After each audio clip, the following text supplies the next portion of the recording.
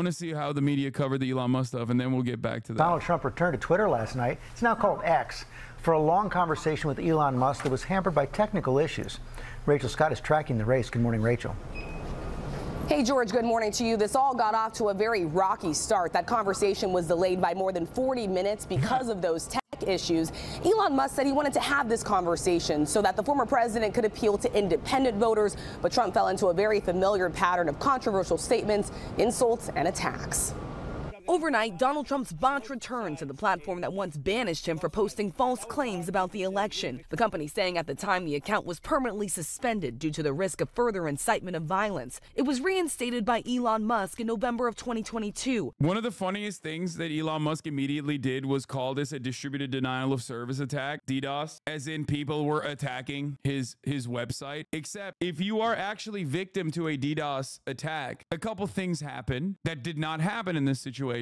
Other parts of the website would also shut down. They didn't. The rest of the website, for, you know, for better or for worse, was still working. And not only that, but also you can track DDoS attacks. It's not untraceable. But Elon personally turned around and went along with it. Then Verge and other outlets went and asked people on the engineering side at Twitter, and they were like, yeah, no, that didn't happen. He's likely lying about it. The problem with Twitter and the problem with X spaces in general was that it just wasn't primed for it. That's it. And it's additionally ironic because he had done this already. He did this once. Well, not once, twice, but the second time it didn't matter because it didn't get that much traffic. But like, he already did this with Ron DeSantis, and he bricked it, and then Donald Trump on him for it, which is why it's hilarious that like he did not look back at it at all and be like, let's fix this so it never happens again. And he just went YOLO mode. Now, part of that is because Elon also eliminated a shit ton of the workforce. Not all the positions that he eliminated were like the queer Marxist brigade that is working on DEI or whatever. A big chunk of the people that he laid off and the only people that he kept on board were the H-1B visa workers that he could just basically threatened with deportation, so they are way less likely to say no when he's like, you have to work overtime. He literally went in and was like, yeah, we're gonna work on a skeleton budget, including people that work on, you know, the back end. Trump returning to the conversation Monday for a conversation with Musk. Technical issues delaying it from the start for more than 40 minutes. Musk blaming a so-called denial of service attack, a kind of cyber attack that floods a server with traffic to force it offline, saying the massive attack illustrates there's a lot of opposition to people just hearing what President Trump has to say, though he provided no evidence of such a cyber attack. All right, hello everyone. My apologies for the late start. Users getting messages like this saying details not available. Those who were able to get into the live stream welcomed by hold music, then silence. X saying more than 1 million people eventually signed on. I'm looking at the numbers. You got a lot of people listening. Musk said he wanted Trump to reach open-minded independent voters, kicking off the conversation by asking Trump about the attempt on his life. What was it like for you? Not pleasant. I have to be honest.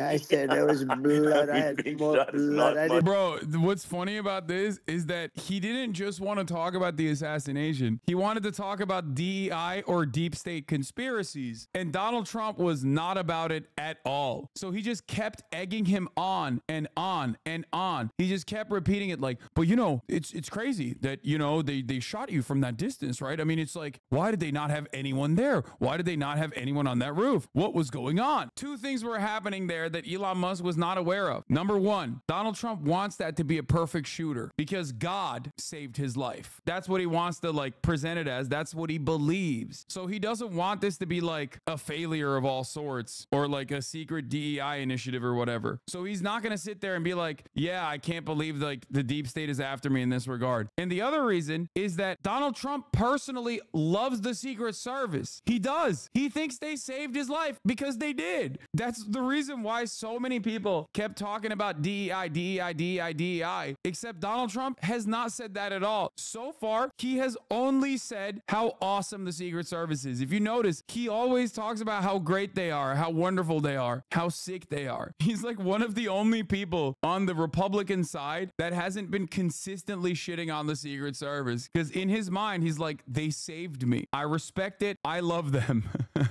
So he just didn't bite that at all. Over 2 hours, the former president drifted into bringing up false claims, insults, and controversial statements. Trump praising his relationships with authoritarian leaders, saying he got along well with North Korean leader Kim Jong-un and Russian President Vladimir Putin. And I got along with Kim Jong-un. We had dinner, we had everything, and he really liked me, and I got along with him. Trump also describing a conversation he had with Putin about invading Ukraine, claiming he told him not to invade. The former president laying out what he would do if reelected, insisting one of his first acts would be shutting down the Department of Education. That shit was kind of crazy, bro. He's like, yeah, Putin hit me up before invading Ukraine, and I was like, don't do it.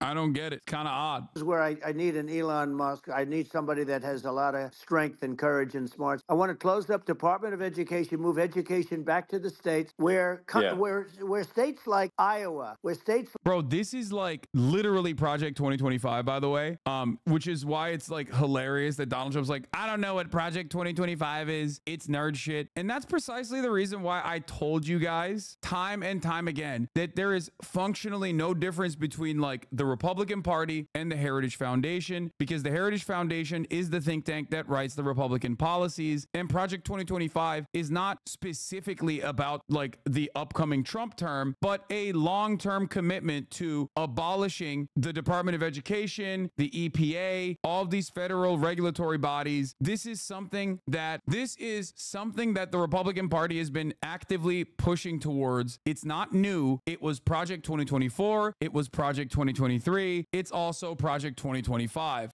I know that a lot of people are primed towards Project 2025, and it's like a really great way to you know, focus people's resentment and focus people's frustration towards one thing. But it's not new. It has been this has been in the works for a very long time. It's never stopped, and that is precisely the reason why Donald Trump saying I want to abolish the Department of Education while simultaneously saying Project 2025 is ridiculous. I had a tweet on this that was a hit tweet as well. It blew my mind that and I'm shocked that the media is not covering it, but it blew my mind that this part of the conversation started with Trump and Elon praising Sweden, Norway, and even China's education systems. They literally started off by being like, Sweden, Norway, even China, their education is so much better, and then turned around and was like, and that's why we need to abolish the Department of Education and bring it back to the states. It is nutty, completely nutty. It is nonsensical. The idea that Donald Trump does not endorse the Heritage Foundation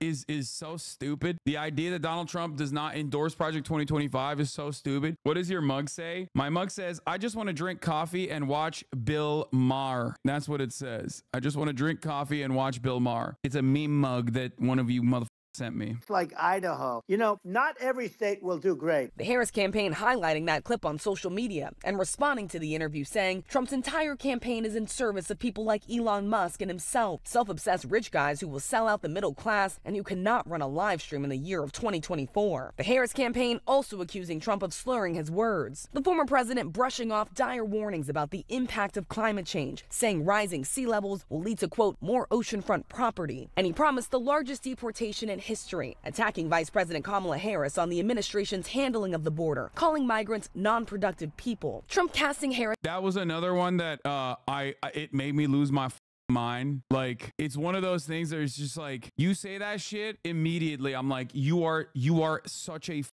freak, dude. That was another thing that really frustrated me. Having two billionaire fail sons talking about how the Guatemalan dude trekking for thousands of miles to come to work here for pennies on the dollar is actually unproductive. I don't even know what to say to that. You are so delusional, dude. Like, what are you talking about, man? That I don't even think that reads like, I don't even think most normal Americans who might even be racist themselves agree with that. You know what I mean? Rich parents and connections, right? And all these people are like, rich parents and connections. Yeah, dude. Yeah, just like me and Donald Trump, me and Elon Musk, we're all in the same category. Just a couple billionaires, you know? It's just crazy because, like, on the one hand, they say they're unproductive. On the other hand, they say they stole our jobs. It does not have to make sense because it is for the absolute dumbest people. This is not a coherent narrative. narrative. This is not a coherent narrative. This is simply for the dumbest, most racist person. I don't think Trump was a billionaire. I think he was a multi-millionaire. And no, I think he was a billionaire too. I'm pretty sure. I mean, he definitely had a couple hundred M's at the very least and literally kept Donald Trump afloat the entire time. So I don't know what you're talking about there. He tried to keep his casinos alive when they were failing. What? Ain't no way. Wait, what? Faker, which 3 celebrities do you want to have a meal with? Faker says Sung Hung Min, Woo Sung Hyuk, and Mohammed bin Salman Al Saud. Huh? Bro, he just wants, no. You only say this when you're hungry. I'm talking gold bullion. I'm talking different levels. Okay, we'll get to that stuff in a second. Let's continue with the Trump as liberal and attacking interview. Jewish people who support her, repeating claims that have been widely called anti-Semitic. And I say, if you're a Jewish person or if you believe in Israel, if you're a person that, you know, is a very pro-Israel, if you vote for her, it's worse than Biden. And Biden was bad. But if you vote for her, you ought to have your head examined. Also at one point saying the new Time magazine cover of Harris looks like his wife. I saw a picture of her on Time magazine today. She looks like the most beautiful actress ever to live. It was a drawing. And actually, she looked very much like our great first lady, Melania. She looked... Bro, that shit was crazy. I don't know. I don't think people agreed with me on this, but like I said when he was talking about that, he came across as SD more than horny. He's like, she looks so pretty, so beautiful, just like Melania. And it wasn't like I personally think that wasn't like him being horny. That was more so him being zesty. Like she's a pretty woman. Okay, like queen respecting another queen. Yeah. She didn't look like Camilla. That's right. But of course, she's a beautiful woman. So we'll leave it at that, right? And in a sign of just how much the former president has struggled to pivot to a new rival, Trump also... Honestly, it's just a weird thing to say. Oh, dude, 100%. Because not everyone will read it as like, not everyone will read it in a zesty way that I did. Most people will look at it and be like, you're gross as bro, why are you saying that about the person you're running against? Camilla. Also spent time attacking President Biden, even though he's no longer in the race. Don't forget, I beat Biden. I wonder if anybody tracked this, but like honestly, Donald Trump spoke significantly more about Biden than he did about Camilla, with the exception of like calling her radical Marxist and then at points saying she was pretty. Like he just kind of daggered Biden the entire time. And it's like, yeah, we agree, man. Yeah, he sucks. Okay. I don't know if you know this, but like you're not running against him anymore. And it's so obvious that he's been so primed into running against Biden that he just like keeps forgetting that he's not running against Biden and just keeps daggering Biden, but he's not running against Biden. So who cares what you have to say about Joe Biden, you know? He failed in the debate miserably. The Democratic National Convention is now less than a week away. The White House says that President Biden will address the convention on Monday and lay out the stakes of this election. We are also told that former Presidents Bill Clinton and Barack Obama will be speaking at the convention as well, George. And Rachel, we also heard from the FBI yesterday. They're now investigating foreign interference in both campaigns. Exactly, George. We know that the FBI has already been looking into these claims by the Trump campaign that it was hacked by Iran. And now sources tell ABC News that the FBI is also looking into attempts by Iran to target the Biden-Harris campaign. The alleged spear phishing email was sent before President Biden dropped out of the race. A Biden campaign official tells ABC News they are not aware of any security breaches, George. Rachel Scott, thanks. This space is not available. 5 words and a failure tonight for a much-anticipated conversation between Elon Musk and Donald Trump. That X event that everyone was supposed to watch, well, it broke the internet, and not in the Beyonce kind of way. If you are trying to click over to watch that Trump-Musk talk, which I believe is still ongoing, for most of the time you couldn't do it for about 40 minutes. And when the interview finally did get underway, Trump went into his normal stump speech, including more Kamala Harris insults. This was, Tara, maybe an allegory of what's been going on with the Trump campaign for some time. Yeah.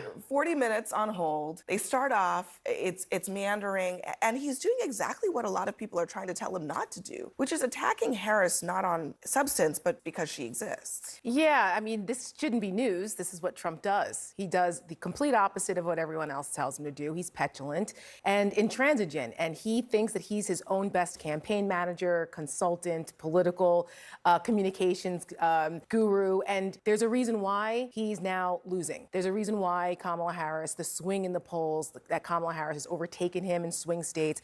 People are tired of this act. It's a Vegas lounge act now. He needs new material. And the insults are something that, particularly for moderates and moderate women, who are an important constituency, if Trump thinks he's going to win this time around, they don't want to hear this. And so the people who have been running his campaign are very smart, veteran political operatives. And now they're facing the time, the honeymoon period of keeping a disciplined Trump together is over. This is Donald Trump unleashed. He's going to do what he wants to do, and it's not working for him. And the polls show why it isn't. I'm going to play a little bit of what he's been saying on this X stream. He talks about Harris and really seems to be still grappling with the fact that she's now the candidate and it's not Joe Biden. They're doing it right now while this third-rate phony candidate. Don't forget, I beat Biden. He failed in the debate miserably. We cannot have a Democrat. We cannot have her. She's incompetent. She's as bad as Biden. Another part that was really funny on the interview was when he was talking about how he beat Biden. And he was like, right after the debate, they said on CNN that my performance was spectacular. And then they stopped talking about my performance and started talking about how bad Biden was. And one thing that I think Trump doesn't understand is that his performance was not spectacular at all. As a matter of fact, his performance was ass on that debate. It's just that Biden was so much worse that people didn't even pay attention to the insanity. People did not pay attention to Donald Trump's like 10 million Guatemalans are doing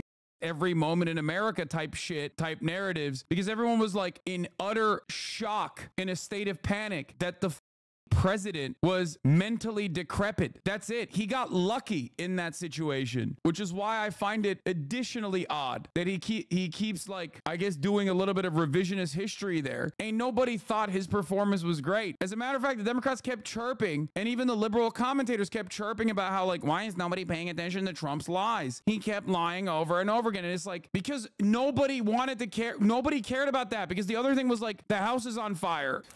It's like watching Grumpy Old Man or something. There's just, I don't mind attacking a person for their policies or their positions, but he's just sort of griping just because she exists, to your point. And I think we know why he's griping, because she exists. She's a black woman. And everything that I've seen in the course of his career, and I know that he has black women in his circle, and I know he's appointed Omarosa and all of that. I know all of that background. But also know when he's confronted and being held accountable by black women, time and time again, he has shown to be someone who is uncomfortable in that situation. And I think he's complaining more because it's Kamala Harris, a black woman, than any other factor. There's nothing that he's saying about her, however, that wasn't actually said by Biden campaign personnel in leaks to the press for months and months before the hot swap unfolded. For literally about 3+ years, you had folks around President Biden who were leaking against, undermining, characterizing Kamala Harris as a disastrous, underprepared. How do you know this? Because of extensive reporting, and drawing on White House sources. How come former President Trump doesn't know this? If you've known for 3 years this woman was coming, and now she's here, and you're confused about what to do. I'm sorry, I wasn't sufficiently clear. What I'm saying is that what he is saying now, when he is diminishing her capacity and what have you, these were all things that were standard talking points coming from Democrats who were anxious about her weaknesses. Now, only over the last month or so has the narrative entirely changed. Bro, you can't claim foul. Like, you can't just like be upset that the media is responding to the momentum that Kamala Harris has been able to put together. He's not wrong in terms of like Kamala's weaknesses. These are things that I've also personally mentioned, right? But like, it just, there is one aspect of this that these guys are just like very upset about, which is that people don't care. That's how much they, one, don't mind the Democratic Party's platform, that like a generic Democrat leading the ticket is good for them. And that's how much they despise Joe Biden. A lot of people were just like, bro, I don't want Biden. He's so old. People vote on vibes, and the vibes were atrocious with Brandon. All right, let's continue about this because the press no longer felt obliged to protect President Biden. Are you suggesting then this is originating because Donald Trump is following the intel of Democrats, and this is based solely upon the intel of Democrats, and not some long-standing representation of how he feels about American people since the 1970s? Okay, I think what he's suggesting is that this is not just off of what Democrats have said, but Democrats have also said some of the same things Trump has said. And so him saying these things is not something new that no one's ever said before, that she's incompetent. And you can point to the policies. You can look at so many policies throughout this administration that she has to own that will hurt during the swing states. The idea, just to be clear, I mean, I understand that maybe there were some Democrats privately who were nervous about Harris, but I don't know that you have Democrats calling her phony, incompetent, third-rate candidate. That's what I was about to say. That is well I must have beyond. missed where Democrats called her a bum. I must have missed where they questioned her ethnicity. I must have missed when Democrats called her low IQ and stupid. Yeah, they didn't do any of that. But the Democrats were obviously worried about Kamala Harris's weaknesses. As a matter of fact, I would say that is the reason why Joe Biden chose her. Shrimps for Bernie, thank you for the 5, get the subs. That's part of the reason why Joe Biden picked her as the VP, because he did not want a VP that could like outshine him. But having said that, currently the momentum behind Kamala Harris is very real. And of course the media is going to cover it because it's happening. It's a real thing that's happening. Of course the media is going to talk about this unique, historic change up in a ticket 80 days out of a goddamn election, and what the consequences have been, both positive and negative, mostly positive for the Democrats. You can't just sit there and be like, it's no fair. Why don't you talk about Kamala Harris's weaknesses? Like, what do you mean? That's not the story. That could become the story if she fails. Like I said, this momentum is very real, and you can either lean into it and keep putting out daggers. The DNC is going to be a big deal to continue this momentum, or you fuck it up big time and you do the old school Democratic Party instincts and you don't lean on like a Waltzian momentum with progressive policies, showing America that these progressive policies are not radical at all, that these guys are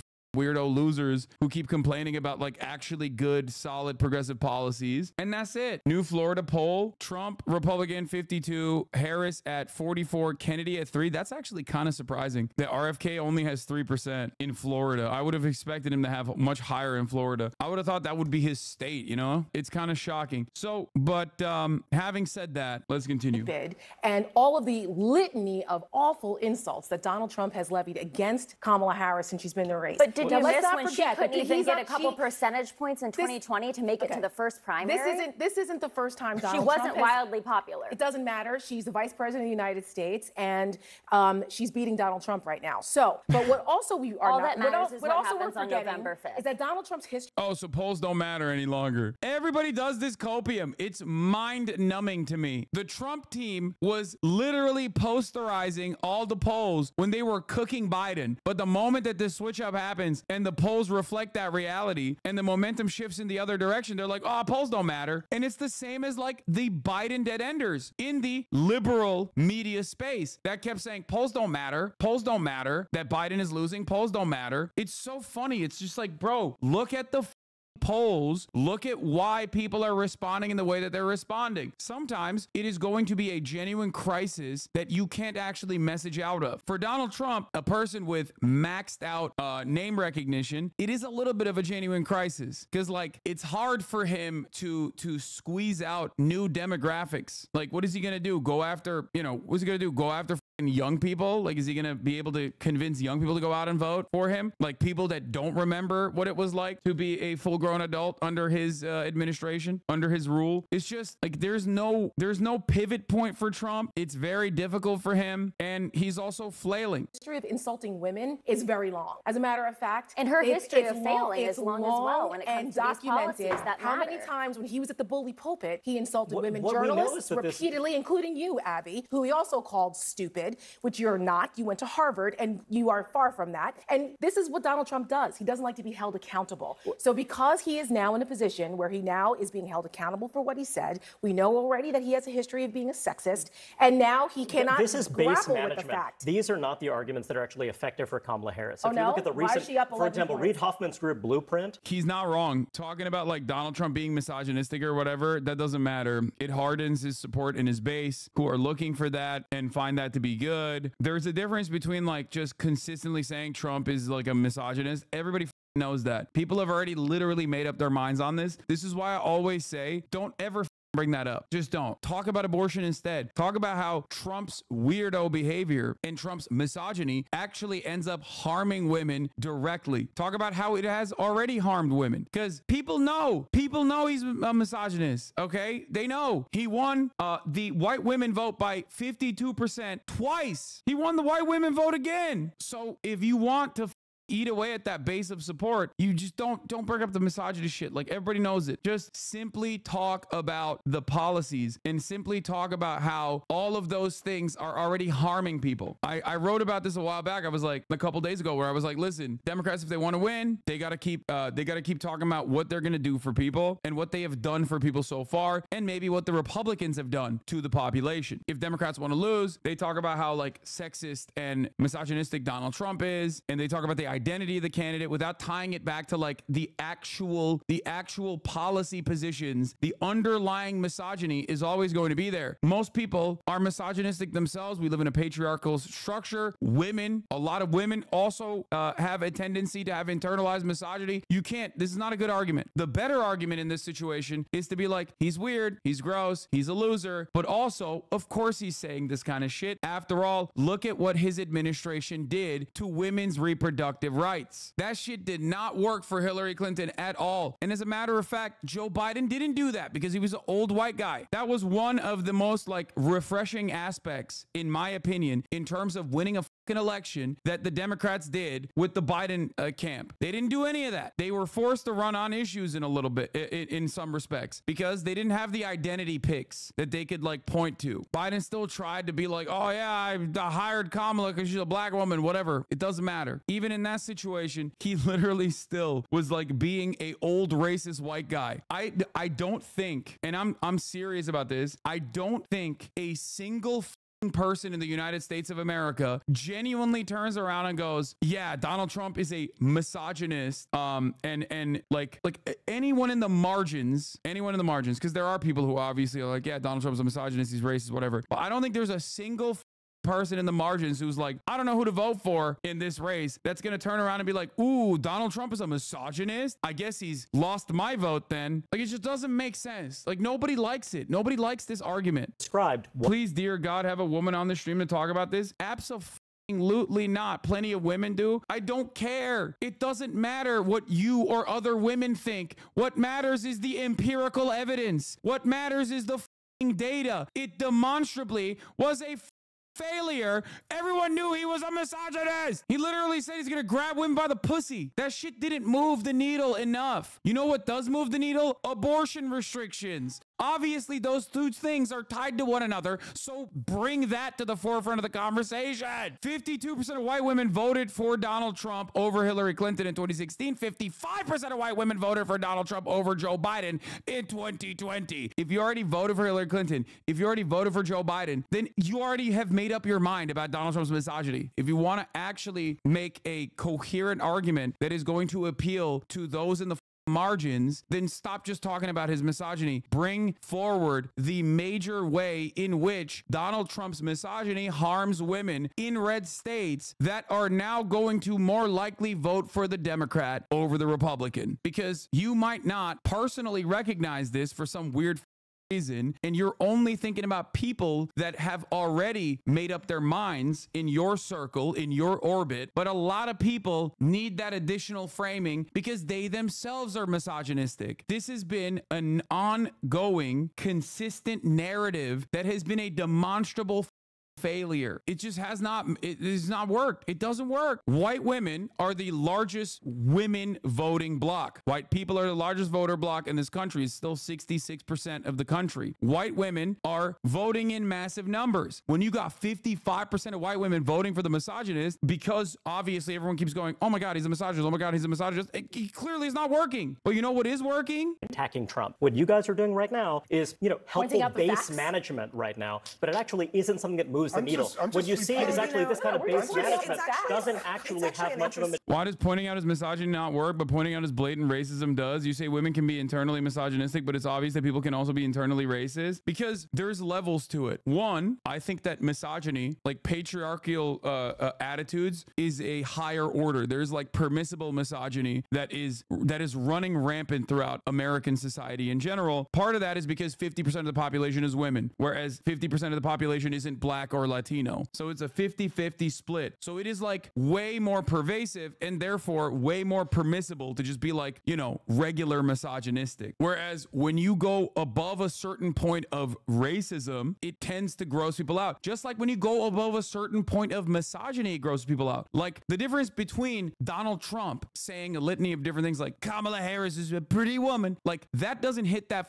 marker. But JD Vance talking about women having to breed does, right? You've all of a sudden cast aside like the normal existing misogyny that every normal person could potentially experience or feel on a daily basis, and you've now cast aside dog whistles. You are just completely daggering. You're lasering in on the main point of contention. So like 50% misogyny may be acceptable, but 80% isn't, but 50% racism isn't acceptable. So it's the same 50% of acceptable misogyny, but not acceptable for racism. There's a difference of like how far you can go with your racist sentiment before people go, oh, that's gross, versus how far you can go with your misogynistic sentiment before people go, oh, that's gross. This stupid idea, this stupid nonsensical idea that women themselves can't be misogynistic is the reason this country makes no progress in actually improving the lives of women. Just because someone is a woman doesn't mean they're not going to harm other women. Nancy Reagan literally hurt this country as a first lady. Yeah. Material effect. Anti-Trump arguments are actually so played out, so tired. It's an interesting point that Ryan is making about base management on the left, but really it seems also that Trump is doing some base management on the right, and there are people in conservative circles who think that the constant attacking of Harris is not working, and this is what they're trying to tell him at this point now publicly. Stop questioning the size of her crowds and start questioning her position when it comes to what did she do as Attorney General on crime. When Trump attacks Harris personally rather than on policy, Harris's support among swing voters rises, particularly among women. Not a good idea if you want to attract suburban women who can make or break your campaign. Yeah, Trump calling her a bitch, by the way, which I don't think he'll ever do in public, like on the record, that goes beyond permissible misogyny. That will probably piss off people. It grosses people out. I mean, Madison, that's pretty straightforward. I mean, these are people who otherwise would be giving Trump advice. They think that he is on the wrong track here. Well, and I talked about this on your show on Friday about the fact that many Republicans across the country are concerned about the missed opportunities that we continue to see, not just from President Trump, but from other Republicans that are out there on the stump for the president and for some of the down ballot races as well, that they just simply aren't talking about these policies that are going to swing voters in states like Pennsylvania, Michigan, Wisconsin, Georgia. We need to be hearing more about those policies. Like I mentioned, some of the policies that people don't feel the vice president is strong on. These are the things that I don't think we hear enough about. That's what can swing these voters. Well, I can tell you that the evidence that we've seen already in the polling in swing counties like outside of Philadelphia, Bucks County, Delaware County, Chester counties, you see that there are moderate women there who are not comfortable, Republican right-of-center women who are not comfortable with Donald Trump, not comfortable with the attacks against women, not comfortable with the extremist agenda in Project 2025 on issues on women's reproductive health and IVF. He did not call her that. You got duped by the golf clip. No, he did not call her a bitch, dude. Come on. Oh my God, this clip. Stop. You don't have to do blue and on shit. There are reports of him doing it behind closed doors. I believe it, but the golf cart clip is not the clip that you think it is. And no fault divorce and voting rights, all of these things, these attacks on women that are really extreme, they're not comfortable with that. And we're seeing that, and we just saw it today in the New York Times Siena poll, that these places are shifting. Women in these places, in these suburban counties that Donald Trump needs to win, they are not comfortable with that. He very clearly just said bad. They got to stop playing that clip. It's Hill Dog territory. Yeah, I mean, it doesn't really matter. I don't think the media has picked that up. It's just like a couple libs libbing up on the Kamala-mentum.